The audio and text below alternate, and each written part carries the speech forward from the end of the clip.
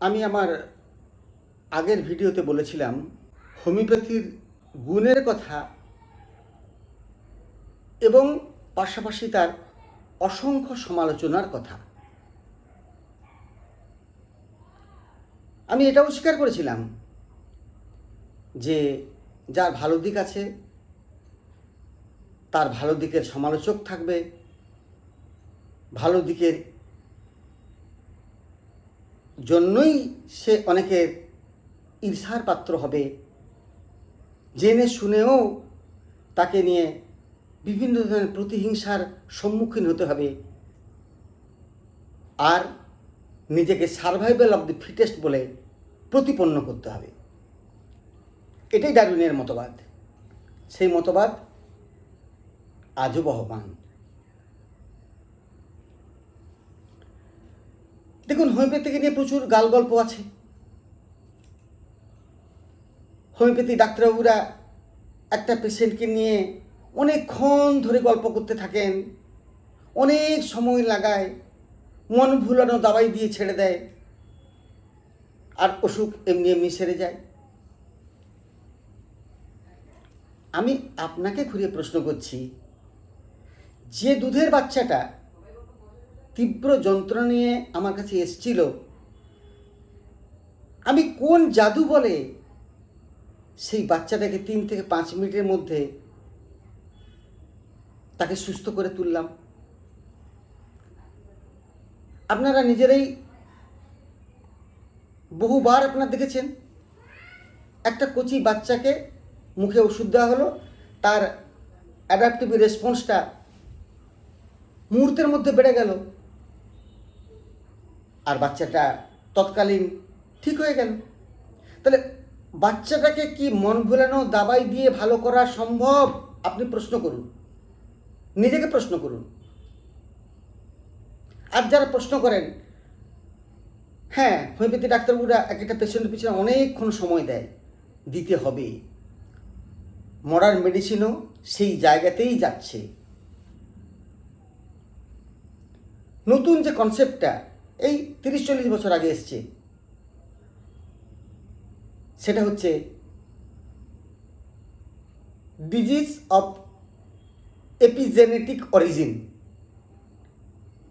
মানে মা থেকে বাচ্চা, বাচ্চা থেকে তার বাচ্চা, অসুখটা ট্রান্সমিটেড হচ্ছে। দেখে মনে হবে যেটা genetic disorder, but not actually so. এপি মানে হচ্ছে চারিদিকটা, বাইকটা কার? জিনোম। জিনোমের চারিদিকে সেই অসুখটা তার ছাপ রেখে দিচ্ছে। সেই ছাপটা আবহমান কাল ধরে বংশ পরম্পরায় প্রবাহিত হচ্ছে। তাহলে আজ একটা অস্থির চিত্ত বাচ্চা, একটা এডিএইচড সিনড্রোম নিয়ে আসা একটা বাচ্চার মাকে, বাবাকে আমি যদি প্রশ্ন করি যে এই বাচ্চাটা যখন মায়ের পেটে ছিল তখন মার প্রতি কেমন আচরণ করা হতো, মা পরিবার থেকে কেমন আচরণ পেতেন,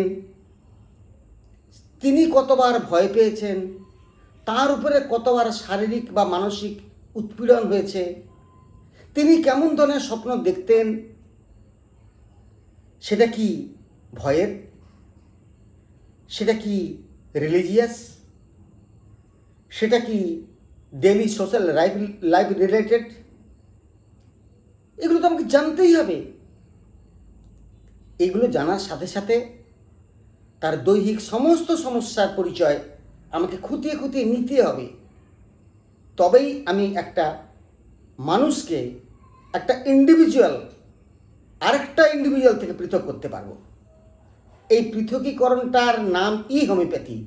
এইটাতে আমি যতটা সফল হব, আমার চিকিৎসা জগতের আমি ততটাই সফল হতে পারবো।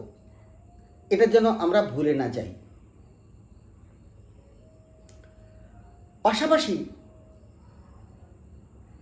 যারা মন ভুলানো দাবাই বলে যারা আমাদেরকে নিয়ে সমালোচনা করেন, আমি তাদের বলি, বন্ধু, যদি 5টা মিষ্টি কথা বলে আপনার দাঁতকে আমি ভালো করে দিতে পারি, আপনি তারপরেও কি তাদের মলম কিনবেন? কিছু না হলেও তিনি তো এই এত সংখ্যক মানুষকে অ্যান্টিবায়োটিকের হ্যাজার্ডস থেকে বাঁচাচ্ছেন, এটাই বা কম কিসে? এই সদ্য কয়েকদিন আগে একটা বই পড়ছিলাম, সায়েন্স অফ ইমোশন। ওখানে লেখক দেখাচ্ছেন রিট বলে এক পেশেন্ট, যে নাকি ক্রনিক মাইলয়েড লিউকিমিয়ার পেশেন্ট। এই ঘাড়ের কাছে, বগলের কাছে, কুচকিতে, ঘাড়ের পেছন দিকে এরকম বড় বড় ক্রিকেট বলের মতন লিম্ব গ্ল্যান্ডগুলো বড় বড় বড় বড় হয়ে ঝুলছে, শক্ত হয়ে গেছে, গায়ে জ্বর, শ্বাসকষ্ট হচ্ছে। কারণ এই লিম্ব গ্ল্যান্ডগুলো বুকের মধ্যেও তো আছে, লাংসের চারিদিকেও তো আছে। স্কুইজ করে দিচ্ছে পেশেন্টকে, লাংসকে, সে শ্বাস নিতে পারছে না, রীতিমতো আর গ্যাসপিং হচ্ছে। এই হাসপাতাল ওই হাসপাতালে ঘুরে বেড়াচ্ছে, কোনো সমাধান নেই। এমন সময় একজন হৃদয়বান চিকিৎসক তাকে দেখতে এলেন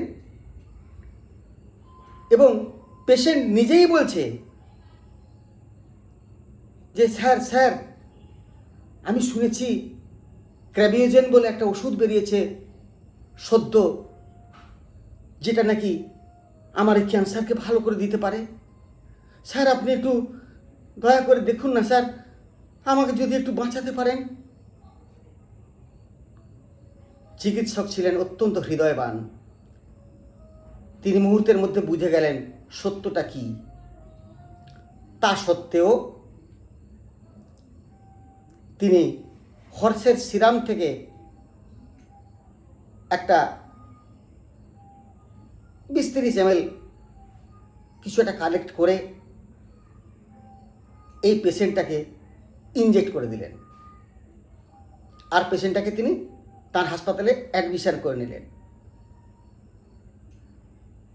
2 থেকে 3 দিন পরে দেখা গেল রাইট চনমনে হয়ে উঠেছে। রাইট আর শুয়ে বসে থাকে না, চুপচাপ মন মুছড়ে থাকে না। সে রীতিমতো চলাফেরা করে, নার্সের সঙ্গে গল্প করে, হাসি মস্করা করে, চলাফেরা করে, ডাক্তারবাবুকে গুড মর্নিং বলে।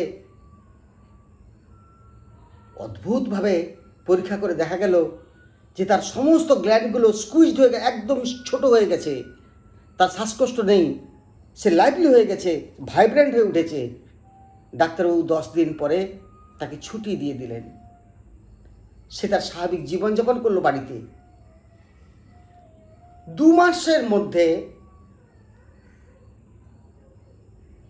রাইটের চোখে পড়ল একটা স্বাস্থ্য সংক্রান্ত একটা জার্নাল, যে জার্নালে বড় বড় হেডিংয়ে লেখা যে ক্র্যাবিওজেনের ক্যান্সার ভালো করে দেওয়ার ক্ষমতা বিন্দু মাত্র নেই।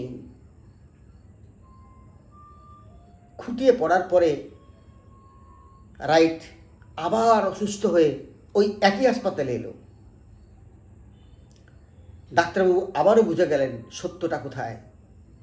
তিনি বললেন যে আসলে যে ওষুধটা আমি দিয়েছিলাম ওটা একটু পুরানো ছিল, জানো তো, ওই ট্রান্সপোর্টেশনের জন্য একটু ওষুধটা একটু গন্ডগোল হয়ে গেছিলো। এবারে তোমাকে আমি যেটা আমি দিচ্ছি সেটা আমার নিজের ফ্রিজে রাখা ওষুধ আমি তোমাকে দিচ্ছি, তুমি নিশ্চিন্ত হয়ে যাও, তোমাকে আমি কাল দিয়ে দেবো ওষুধ। ওই হর্সের সিরাম আবারও ওই 20 ml তাকে ইনজেক্ট করে দিলেন। একইভাবে 3 থেকে 4 দিন পরে রাইট আবার উঠে দাঁড়ালো, আবার সে ভাইব্রেন্ট হয়ে উঠলো, আবার লাইভলি হয়ে উঠলো, আবার খাওয়া দাওয়া চনমনা হয়ে উঠে সে হাসতে হাসতে বাড়ি চলে গেল এবং গিয়ে 2 মাস, 2.5 মাস, 3 মাস ঘরে স্বাভাবিক আর 5টা লোকের মতনই সে জীবনযাপন করতে শুরু করলো। সবাই দলে দলে সে দেখতে আরম্ভ করলো যে সে ক্যান্সারকে জয় করে নিয়েছে। দুর্ভাগ্য হোক বা সত্য হোক, এটাই। FDA আমেরিকান যে অ্যাসোসিয়েশন আছে তারা পরীক্ষামূলকভাবে এই ক্রেবিওজেনকে নিয়ে পরীক্ষা করে প্রমাণ করলেন it has got no effect on cancer, it has no credibility. এ লেখা আবারও রাইটটির চোখে পড়ল। রাইট হাসপাতালে অ্যাডমিশন হওয়ার আগেই 2 দিনের মাথাতেই মারা গেল। ঘটনাটা খুব ছোট, কিন্তু অর্থটা এর অনেক বড়। আমরা হোমিওপ্যাথরা কখনোই শুধুমাত্র দেহের চিকিৎসা করি না, বরং মনের গুরুত্ব দিই আমরা দেহের থেকেও বেশি। বডি, মাইন্ড অ্যান্ড সোল, এই 3টে সত্তা, এই 3টের উপরেই দাঁড়িয়ে আছে হোমিওপ্যাথি। এর কোনো একটা পায়ে যদি খুলে ফেলা হয় তাহলে আর যাই হোক সেটা হোমিওপ্যাথি হলো না।